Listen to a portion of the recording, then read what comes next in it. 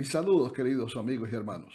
Una vez más, estamos juntos para estudiar la lección que nos comprende. La lección que hemos repasado esta semana se titula Sorprendidos por la gracia y tiene dos relatos en contraste que nosotros conocemos. Josué se encontraba ya a los linderos de la tierra prometida y evidentemente era el momento de actuar. Dios tenía un propósito fundamental y era el propósito de llevar al pueblo de Israel al lugar que le había prometido. De manera que en esos momentos me imagino que Josué habrá orado más que nunca, ¿no? Y yo creo en las segundas oportunidades. Me parece que tú también lo crees. Nuestra vida personal, la experiencia que hemos tenido a lo largo de los años, cómo Dios nos da oportunidad tras oportunidad. Muchas veces fallamos y no hacemos las cosas bien, pero Dios siempre tiene misericordia de nosotros y su gracia se expande para darnos nuevas oportunidades de manera que podamos alcanzar el ideal de Dios. Así que nos encontramos a Josué en esta segunda oportunidad que Dios le da al pueblo de Israel. Al principio falló y tuvieron que pasar 40 años en el desierto hasta que toda aquella generación finalmente se extinguió, sencillamente porque no estuvieron dispuestos a aceptar el reto mediante la fe de entrar en la tierra que Dios les daba y vencer todas aquellas dificultades que se podían presentar. Ustedes recordarán cuando aquellos dos espías fueron a explorar la tierra y regresaron con un informe que no fue del todo favorable. Es más bien, desanimaron al pueblo y provocaron una revuelta tal que querían apedrear a Moisés y también a Josué y a Caleb. La Biblia nos dice que Jehová dijo a Moisés, envía tú hombres que reconozcan la tierra de Canaán, la cual yo doy a los hijos de Israel de cada tribu de sus padres. Enviaréis un varón, cada uno príncipe entre ellos. Y ellos fueron, reconocieron la tierra y cuando volvieron, pues sí, es verdad, la tierra fluye leche y miel, pero es una tierra que traga a sus moradores. Y ahí vimos gigantes, los hijos de Anac están allí. Y si nosotros entramos, pues seguramente que nos van a destruir porque nosotros parecíamos como langostas comparados con ellos. O sea, esto fue realmente bien difícil enfrentar para el líder Moisés. Entonces toda la congregación gritó, dio voces, el pueblo lloró aquella noche y se quejaron contra Moisés y contra Aarón, todos los hijos de Israel. Y les dijo toda la multitud, ojalá muriéramos en la tierra de Egipto, en este desierto, ojalá muriéramos. ¿Y por qué nos trae Jehová a esta tierra para caer a espada y que nuestras mujeres y nuestros hijos sean por presa? ¿No nos sería mejor volvernos a Egipto? Y decían el uno al otro, designemos un capitán y volvámonos a Egipto. Entonces Moisés y Aarón tuvieron que postrarse sobre sus rostros delante de toda la multitud de la congregación de los hijos de Israel. Y Josué, hijo de Nun, y Caleb, hijo de Jefoné, que eran de los que habían reconocido la tierra, rompieron sus vestidos en señal de duelo y hablaron a toda la congregación, trataron de persuadirlos de que no siguieran en esa actitud, pero totalmente imposible, no pudieron lograr absolutamente nada. Así que Dios envió al pueblo nuevamente al desierto y ahí estuvieron 40 años hasta que no quedó ninguno de aquella generación. Así que el pueblo había pasado ya la línea, esa línea que define exactamente las oportunidades que Dios nos da y que muchas veces se pierde. Y es muy importante tener eso en cuenta porque sí, creemos ciertamente de que la misericordia de Dios es infinita y eso es una gran verdad. Pero no podemos jugar con la misericordia de Dios. No podemos tomar a Dios simplemente como un muñeco y hacer con él lo que nosotros querramos. Dios es un Dios de compasión, Dios es un Dios de oportunidades, Dios es un Dios de misericordia, pero Dios es un Dios justo también, y Dios es fuego consumidor, y nunca debemos, por ningún sentido y en ningún caso, nunca debemos jugar con la misericordia de Dios. Tenemos que tener muy presente eso, ¿no? Veamos, por ejemplo, el caso de Pedro, es un caso que realmente presenta cómo Dios actúa en segundas oportunidades. Ustedes recuerdan que Pedro negó a Jesús 3 veces, tal como Jesús había profetizado en el aposento alto cuando estaba ahí en el patio de Anás. Sin embargo, el Señor le dio una segunda oportunidad a Pedro, porque cuando estamos allí en el Evangelio de Juan, capítulo 21, que Jesús se reúne nuevamente con sus discípulos, y por cierto, Jesús había enviado a decir que fueran sus discípulos a encontrarse con él, y sobre todo mencionó Pedro. mencionó el nombre de Pedro y Pedro fue. Eso fue realmente para Pedro un mensaje de esperanza porque el Señor todavía tenía la puerta abierta para él, una segunda oportunidad para él. Así que allí estuvieron ellos junto al lago, tuvieron un desayuno, Jesús les preparó un desayuno muy gentilmente y dice que cuando hubieron comido Jesús dijo a Simón Pedro, Simón, hijo de Jonás, ¿me amas más que estos? Y le respondió, sí, Señor, tú sabes que te amo. Él le dijo, apacienta mis corderos. Volvió a decirle la segunda vez, Simón, hijo de Jonás, ¿me amas? Pedro le respondió, sí, Señor, tú sabes que te amo. Le dijo, pastorea mis ovejas. Y le dijo la tercera vez, Simón, hijo de Jonás, ¿me amas? Y Pedro se entristeció de que le dijese la tercera vez, ¿me amas? Y le respondió, Señor, tú sabes todo, tú sabes que te amo. Y Jesús le dijo, apacienta mis ovejas. De esa forma, Pedro quedó confirmado nuevamente entre los discípulos para seguir adelante con la obra que Dios le había dado, la tarea que el Señor había puesto en sus manos. Y evidentemente Pedro llegó a ser una bendición para la iglesia como apóstol del Señor. Muchas veces pensamos de que Dios ya no se interesa en nosotros porque le hemos traicionado, porque le hemos vuelto las espaldas, pero Dios abre la puerta a la oportunidad. Dios nos muestra que su misericordia, su gracia infinita, sigue todavía abierta para nosotros. Porque esa es la obra del Señor. Dios quiere que todos nosotros seamos salvos y que cumplamos finalmente con el plan que tiene para cada uno de nosotros. Pero ahora Josué llega frente a Jericó. ¿Y qué nos dicen los pasajes que se encuentran en Josué capítulo 2, versículos 2 al 11, sobre lo que sucedió allí? Ahí nos narra que cuando llegaron allí a los linderos de Jericó, fue dado aviso al rey de Jericó diciendo, aquí que hombres de los hijos de Israel han venido aquí esta noche para espiar la tierra. O sea, Josué envió espías, 12 espías, no fueron 12 como la otra vez. Y creo ciertamente que Josué escogió bien a estos hombres. La Biblia no menciona qué nombre, los nombres de estos hombres, pero considero que fueron bien escogidos, eran hombres fieles, eran hombres que realmente estaban comprometidos con la causa.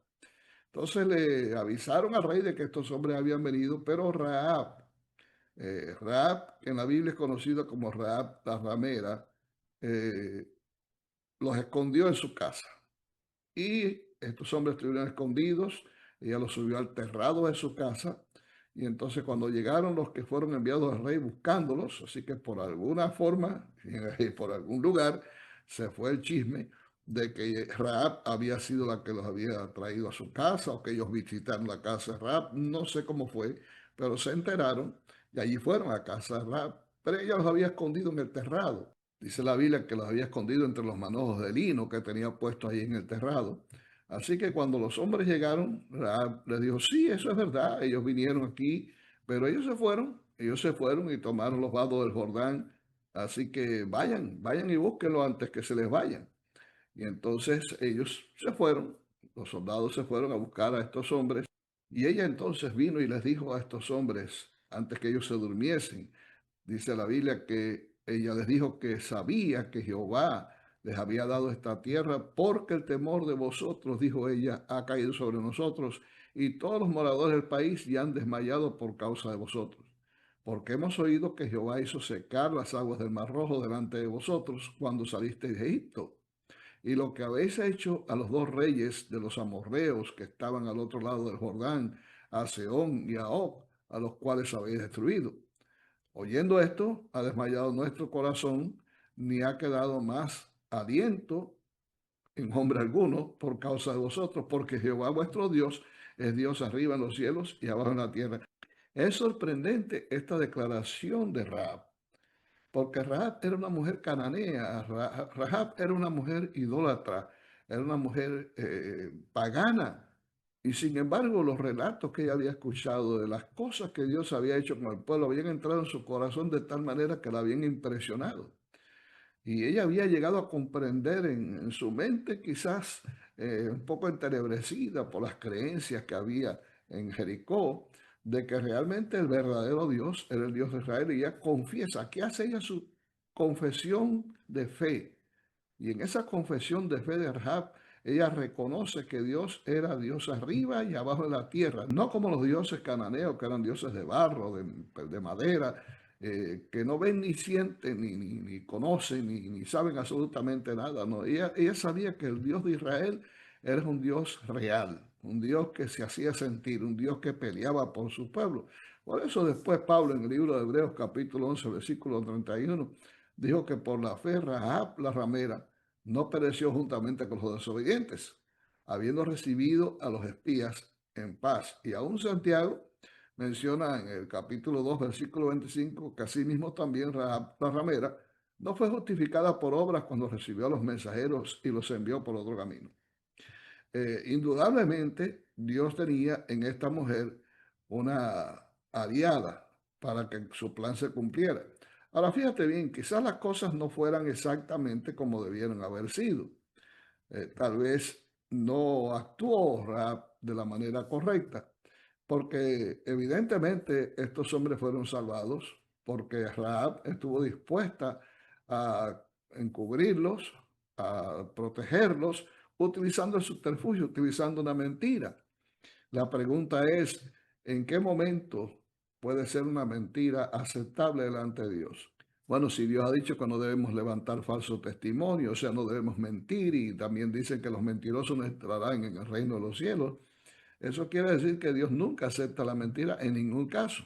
Esto es absoluto. De parte de Dios, Dios no puede dividirse en dos partes y contemporizar en alguna oportunidad con lo mal hecho y en otra oportunidad no hacerlo. O sea, Dios es siempre Dios y su carácter es inmutable. Sin embargo, en este caso, pues Dios aceptó de Rahab lo mejor que ella pudo dar, de acuerdo al conocimiento que ella tenía de Dios, de acuerdo a los principios que ella podía conocer acerca de ese Dios que ella todavía desconocía. Dios aceptó de ella lo mejor. Y mira, así ocurre también cuando nosotros vamos a Dios.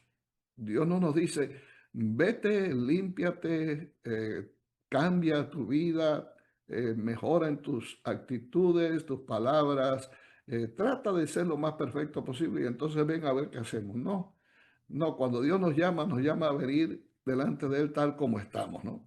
Nos dice ahí en Isaías 1:18, venid luego, dice Jehová, y estemos a cuenta. Si vuestros pecados fueren como la grana, como la nieve serán emblanquecidos, y si fueren rojos como el carmesí, vendrán a ser como blanca lana. Quiere decir que Dios nos pide ir a Él así, manchados de pecado. Después es el que se encarga de limpiarnos. A veces nosotros le exigimos a la gente que vengan ya perfectos para poder entonces introducirlos en el bautismo, en el agua del bautismo y hacerlos miembros de iglesia. Pero no es así la cosa.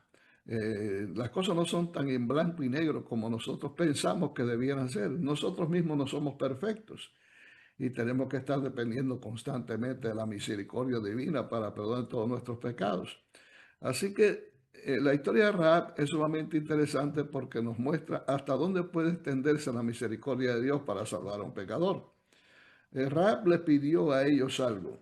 Ella les pidió un juramento. Y él les dijo, ruego ahora que me juréis por Jehová, que como he hecho misericordia con vosotros, así la haréis vosotros con la casa de mi padre, de lo cual me daréis una señal segura, y que salvaréis la vida de mi padre y a mi madre, y a mis hermanos y hermanas, y a todo lo que es suyo, y que libraréis nuestra vida de la muerte. Y ellos respondieron, nuestra vida responderá por la vuestra, si no denunciaréis este asunto nuestro. Y cuando Jehová nos haya dado la tierra, nosotros haremos contigo misericordia y verdad. Entonces ellos le dieron a Rahab un cordón de grana y le dijeron de que pusiera ese cordón en la ventana, porque cuando ellos vinieran a atacar la ciudad, si tenía allí el cordón de grana en la ventana, esa sería la señal de que ese lugar debía ser protegido. Recuerden que la casa de Rahab quedaba en la muralla de Jericó. Entonces le orientaron de que estuvieran con ella sus padres, que estuvieran sus hermanos también, para que ninguno pereciera. Todo el que estuviera en esa casa sería salvado por misericordia, no porque habían hecho nada bueno. Sí, Rahab había hecho algo bueno en librarlos a ellos, pero había sido en base a una mentira.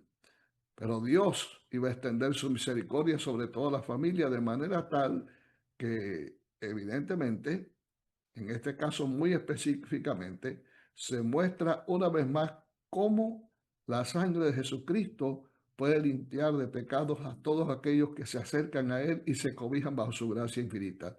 Este caso, paralelamente estudiado con el caso de la Pascua en Egipto, nos muestra esa verdad que es una verdad central de las Escrituras.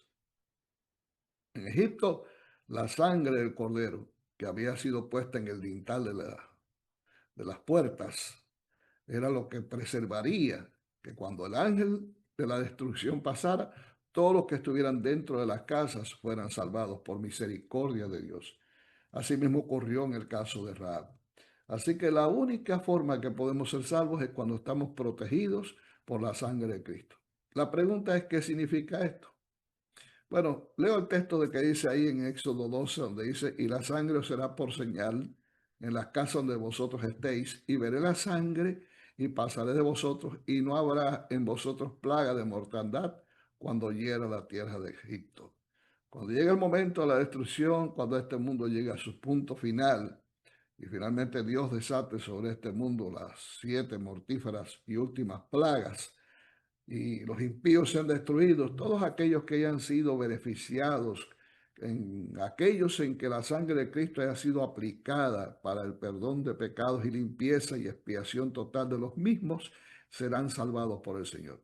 El ángel pasará por aquellos que han sido sellados con el sello de Dios, que han mostrado en sus vidas el carácter de Cristo, que se han identificado con el Señor y han seguido sus pasos en este mundo, entregándoles plenamente su vida y su corazón. Así que solamente la sangre podrá hacer posible eso.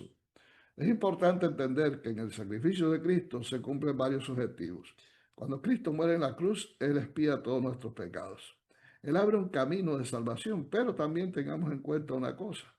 El sacrificio de Cristo plenamente aceptado no es del todo suficiente. Hace falta la aplicación de la sangre. Por eso es que Cristo está ministrando en el santuario celestial, donde Él aplica su sangre. Tú puedes aceptar a Cristo como Salvador. Tú puedes aceptar a Cristo como el Mesías que murió en la cruz del Calvario por ti, para limpieza de pecado, para perdonar todo lo que has hecho y para darte vida eterna. Pero diariamente tienes que estar en comunión con el Señor. Diariamente tienes que venir ante el trono de la gracia y pedir perdón por tus pecados para que puedas alcanzar gracia y misericordia para el oportuno socorro. Eso quiere decir que la sangre de Cristo tiene que ser aplicada constantemente, como corría en el rito anual del santuario terrenal. Así es diariamente en nuestras vidas. Cada día tengo que venir al Señor, confesar mis pecados para que el Señor aplique nuevamente su sangre y seamos limpiados. Hijitos míos, dice el apóstol Juan, estas cosas os escribo para que no pequéis, pero si alguno hubiere pecado, abogado tenemos para con el Padre, a Jesucristo, el justo, ¿no? Y Él es la propiciación por nuestros pecados, y no solamente por los nuestros, sino también por los de todo el mundo. De manera que es necesaria la aplicación de la sangre. Esta lección lo tenemos tanto en el caso de Rahab como también lo tenemos en el caso de la Pascua de los judíos. Ahora bien, decíamos que hay otro caso que está en contraste. La noticia de que los israelitas, el pueblo que Dios había protegido, sobre el cual había hecho milagros extraordinarios, como era la apertura del Mar Rojo, la destrucción de otros reyes también cananeos que habían sido destruidos por el Señor, eso corrió como pólvora. Y entonces los que vivían en Canaán, las tribus bárbaras, paganas, hostiles, criminales que habían sido ya desechadas por Dios, porque se les había dado oportunidad para arrepentirse. Ellos habían tenido profetas, habían tenido enviados de Dios para guiarlos al arrepentimiento, pero habían rechazado todos los mensajes. Esta gente se unieron, formaron una coalición para tratar de detener el avance de los israelitas. Pero hubo un pueblo que estaba también en esa comarca, no estaba muy lejos de la zona de Jericó, que eran los gabaonitas. Ellos vivían en Gabaón y esta gente lo que utilizaron fue la astucia y enviaron una embajada de paz, fingiéndose de que venían de un país bien lejano, que habían escuchado las proezas del pueblo y cómo Dios había actuado en favor del pueblo, y vinieron para que el pueblo de Israel los perdonara y hacer una alianza con ellos. De eso nos habla precisamente el capítulo 9 de Josué. Entonces la pregunta que encontramos es: ¿qué semejanza y diferencia existe entre la historia de Rahab y la de los Gabaonitas, y por qué son significativas esas semejanzas y diferencias? La diferencia es, y vamos a leer algo del pasaje, ellos hicieron el relato como venían de un lugar bien distante y que tomaron comida, pan y otras cosas, pueblos de vino y demás, y ahora estaban viejos ya y estaban destruidos, los zapatos ya estaban también rotos. Entonces vinieron a Josué al campamento de Gilgal y le dijeron a él y a los de Israel: nosotros venimos de tierra muy lejana, haced pues ahora alianza con nosotros. Y los de Israel respondieron a los hebeos: quizás habitáis en medio de nosotros, ¿cómo pues podemos hacer alianza con vosotros? Ellos respondieron a Josué: nosotros somos tus siervos. Y Josué les dijo: ¿quiénes sois vosotros y de dónde venís? Y ellos respondieron: tus siervos han venido de tierra muy lejana por causa del nombre de Jehová tu Dios, porque hemos oído su fama y todo lo que hizo en Egipto y todo lo que hizo los dos reyes de los amorreos que estaban al otro lado del Jordán, a Sehón, rey de Esbón, y a Og, rey de Basán, que estaban en Astarot. Por lo cual nuestros ancianos y todos los moradores de nuestra tierra nos dijeron: tomad en vuestras manos provisión para el camino e id al encuentro de ellos y decidles: nosotros somos vuestros siervos, haced ahora alianza con nosotros. Entonces, Josué hizo alianza con ellos y todo el pueblo de Israel, pues, supervisó lo que ellos decían, que eran realmente zapatos viejos ya, que los cueros de vino estaban ya viejos también y que el pan estaba ya mozo, todas esas cosas. Y entonces, pues, los perdonaron y hicieron una alianza con ellos. Esto lo lograron los gabonitas utilizando también mentiras, utilizando mentiras. Entonces, la gente puede mentir por varias razones, ¿no?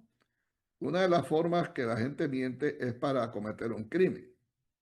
Y hay otra forma de mentir, y es para quitarse un problema de encima, para quitarse quizás un regaño, un peligro que tenga que enfrentar.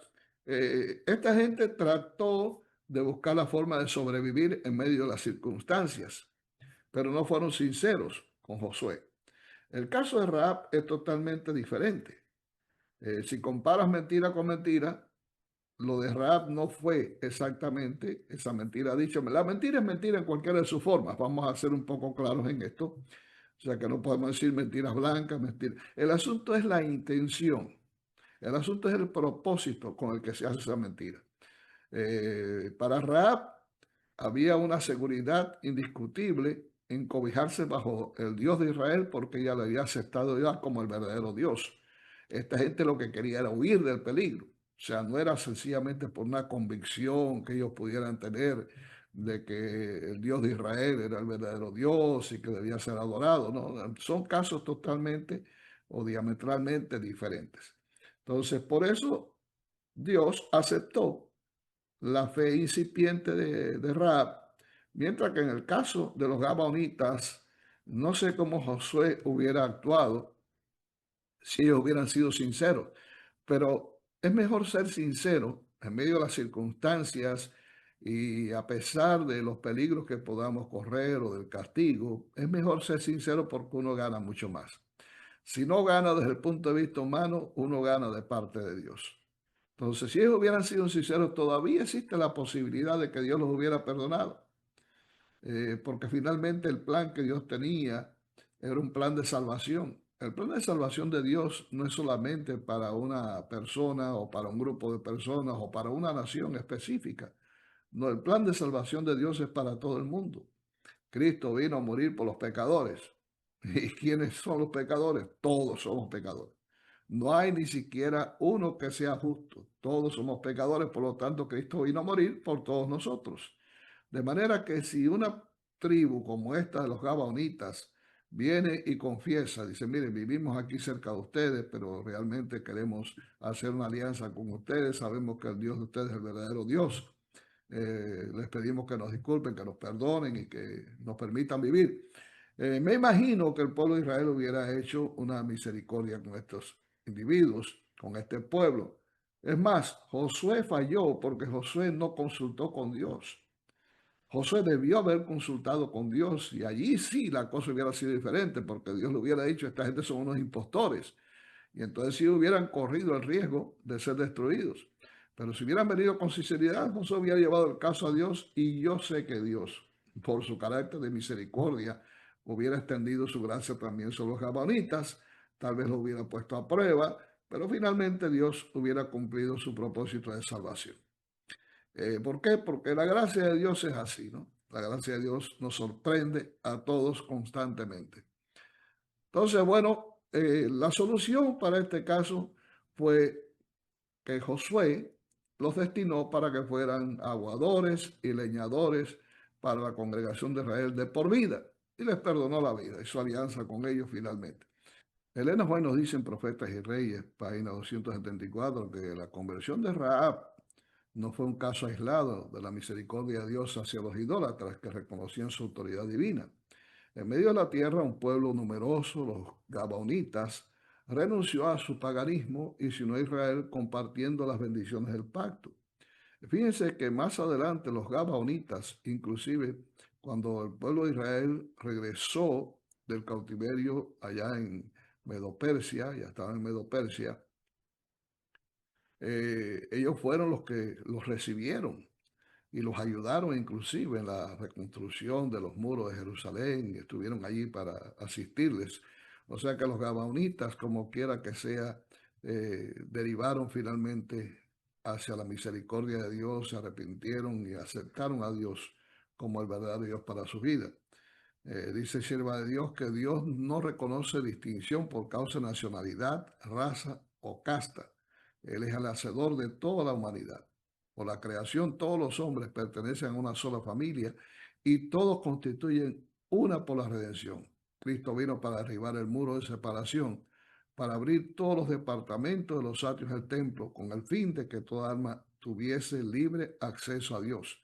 Su amor es tan amplio, tan profundo y completo que lo compenetra todo. Arrebata de la influencia satánica a los que fueron engañados por sus seducciones y los coloca al alcance del trono de Dios, al que rodea el arco iris de la promesa.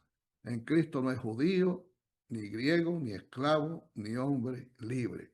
Qué linda declaración de la sierva de Dios para concluir nuestra lección en estos momentos.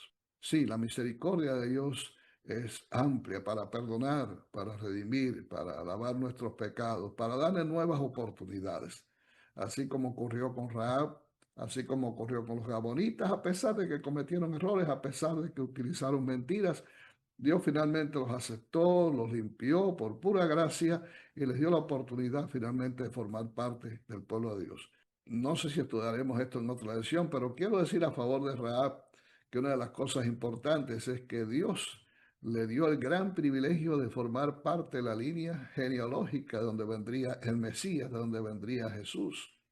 Así que esto abunda mucho más en declarar cómo la misericordia de Dios acepta a todos y nos hace partícipes de un linaje real.